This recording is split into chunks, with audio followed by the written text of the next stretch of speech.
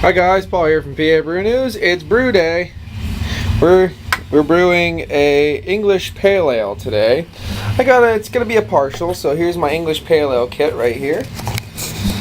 English pale ale kit from Homebrewers Outpost and mail order. And we got our, standard stuff, special grains, our extracts. We're gonna be doing a partial, so here's my Fuggle hops I got. I made sure that I took them out of the package. They're vacuum sealed, so they're kind of clustered. You have to break them up a little bit. But got them in, made sure I vacuumed. Very important if you have dogs. Don't let any hops lying around. Drinking some beer. Yep. Every time you move the hops around, make sure you vacuum afterwards. Sanitize my stuff. Styrene ice. Or Star Sand. And here we go. Here's the partial. Wildflower honey. You have Crystal 10, Crystal 60, Crystal 140, 5, and a special blend right here in the mortar and pestle. This blend is elderflower, elderberries, and lavender. I'll tell you what, it smells great. Let's see if I can get a look at it for you in the light. Check that out. It smells really good. So hopefully it's not too overbearing. Hopefully it comes out in some way in the brew. But I want a nice lovely English style ale, fuggly, and the finishing hops will be Kent Goldings. 1 ounce of Kent Goldings. I've never had Kent Goldings, so this will be, I can't wait just to cut this thing open and smell them. But there you go. And the hops that I have going on over here, I forgot to show you, is hop sock. I made myself a little hop sock of these whole flower hops. And I'm going to drop that in probably at the 60 to start it off and see what happens. So Fuggles and Kent Goldings. So that's pretty good. English Fuggles and Kent Goldings, as far as I know. And Wildflower, so it should be hopefully a very kind of floral kind of a pale ale, earthy and floral. This has been Paul from PABrewNews. We're gonna give you a little bit more right now. I'm just gonna get my liquor up to temperature. All right, see you guys. Hi guys, here we are again. We got our initial wort going, bringing everything back up to temperature. I wanted about 165 degrees for when I do my mash, and this at some point in time will be only a mash tub because I'll be doing all grain soon. I hope. Drinking some Yards Pale Ale. Really good stuff. Nice and citrusy and grapefruity. Got my special grains here. Got a little blend. Smells really great, like a nice lovely tea. Wildflower honey. Come over here though. Boom.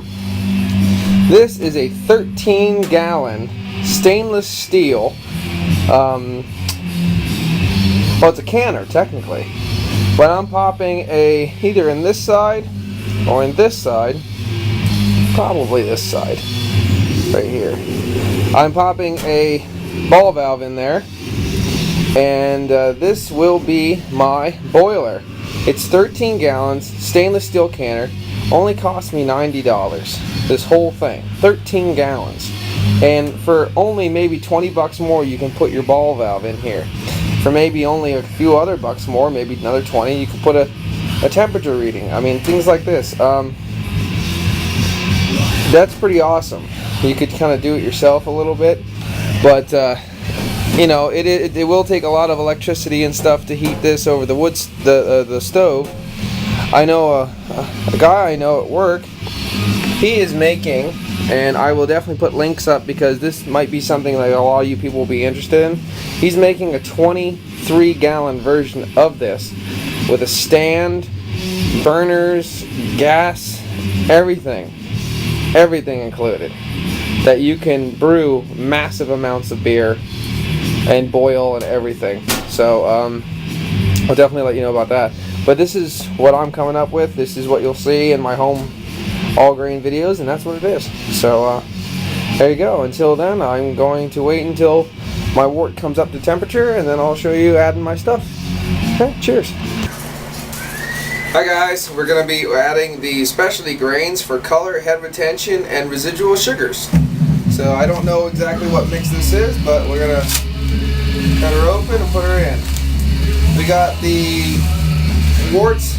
The mash is going right now at a 155, so that's pretty good. I'm going to keep the heat on it, see if we can turn it up a little bit more. Put all the garbage over here. Try to keep everything neat and tidy. There's that. We're going to have a quart of Crystal 10 in on this bitch. Trying to get some sweet candy-like sugars going on.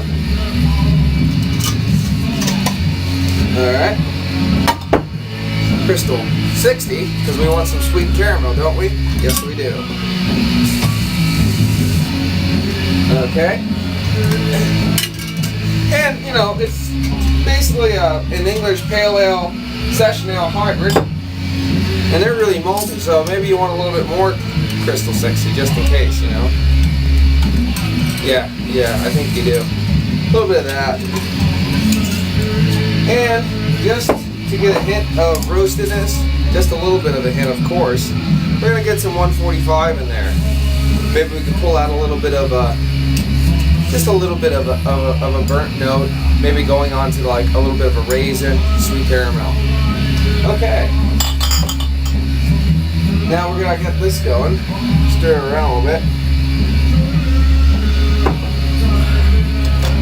Of course, to really affect the brew, you would need a lot more, to dynamically affect the brew, you need a lot more stuff than this, I'm assuming. But right now I'm doing partial, so I'm going to let the base malt do the brunt of the work, and then I'm just going to add some stuff for hopefully a little bit more definition on it, on what the base malt's trying to do. Stir it around. Got my big spoon. Haha. I've been looking forward to all grain ever since I bought this damn spoon. Okay. She stirred around. And she's warm. She's not boiling yet, but she's warm. Okay. Tabletop. I think a lot of the heat's going into this because this is toasty. I'm going to take a little bit of a reading again just to see.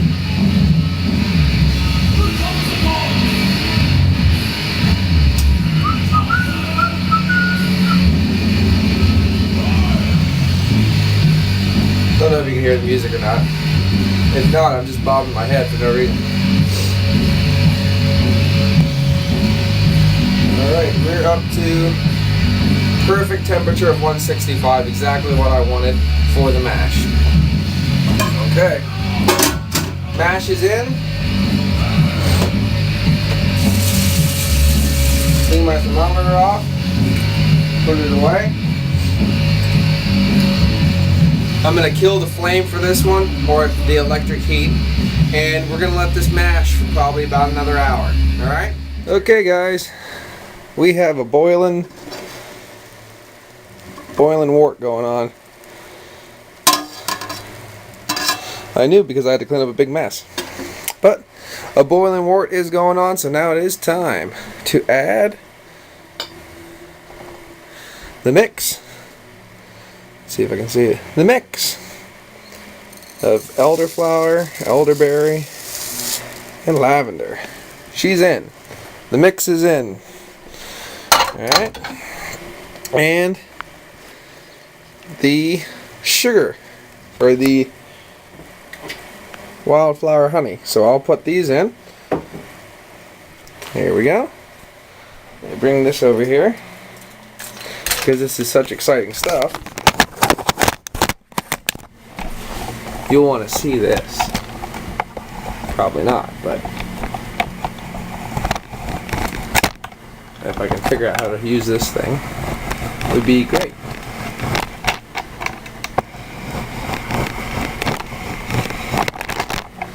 As you can probably tell, I'm not very good at doing Homebrew Wednesdays. So there we go. Excellent stuff.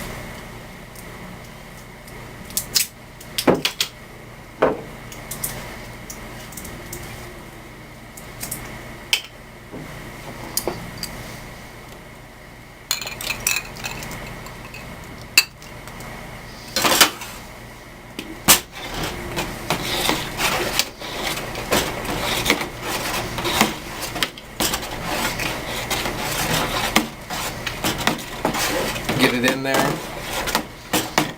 Smells good. I like it.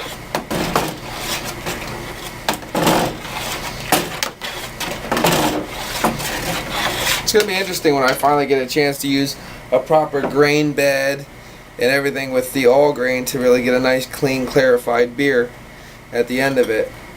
I don't know if you, depending on how you do it, I might actually have to start putting priming sugar in. I don't know if I can just bottle condition stuff or I have to use a certain amount of priming sugar to get the same kind of carbonation or sweetness so much, but it'll be interesting. Right now I don't prime my beers. They're just naturally carbonated, bottle conditioned from what I brew, and it seems to come out pretty good and pretty carbonated to a certain extent. So I might have to put priming sugar in then later and see what the overall flavor of the color is. The overall color is like a more of a copper color. So there we go. I'm gonna let these settle, because I'm sure there's much more honey in there to come out. I don't know if you can see that. Woo! So there it is. Ooh, big spoon. That's what we're looking at. Okay. And now it's time to dip the hops. Here's my first bag of Fuggles. And it goes. And down. Okay. We have the first edition of Fuggles in. And I will start the timer. Cheers, guys. Okay, guys. Here is the last hop edition. My ball bag. Alright. There she goes. That finishes her off. Let's see if she's... hard to see, I'll tell you that. Misty, misty, misty. What a great place to fade out. Well, this is my brew time. So I don't know how much more I'll film or how much more any of you'll even watch. But I wanted to go basically step by step. But here we go. Cheers. Hey guys, I spared you the BS of chilling the wort and everything, but 2 hours later it has been down here, popped the yeast in, everything, and in 2 hours it's checked it 2 hours later and it's fermenting very nicely, so that's pretty damn good. Now I'm gonna let this ferment until basically it just stops working. I'm not gonna touch it at all, probably about 2 weeks. Make sure it's all done working. Get all the fermentables out of there. Probably going to be pushing, from what I read, it's going to push close to 7%. So that's technically an IPA. But I don't know. It'll probably have it won't have that big bitterness and stuff. So it's still technically a pale ale. The IBUs won't be up very high. But alright, this is Paul from PABrewNews with my English IPA, or English Pale Ale. Thanks, guys. Cheers.